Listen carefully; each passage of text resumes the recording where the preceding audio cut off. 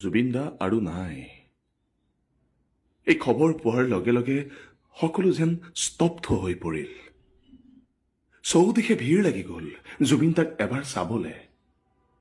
সেই ভিৰৰ মাজৰ পৰা কোনোবা দুৰ্ভগীয়া অনুৰাগীয়ে চিঞৰিলে, জুবিন দা! ক'ত আছা তুমি? সেই কিংবদন্তীৰ অমৰ সৃষ্টিৰ মাজত আবদ্ধ আজি মোৰ শব্দৰ পৃথিৱী।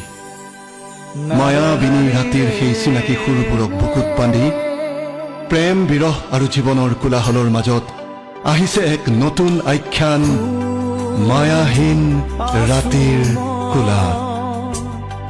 এয়া কেৱল এখন নাটক নহয়, এয়া আমাৰ আবেগৰ প্ৰতিধ্বনি।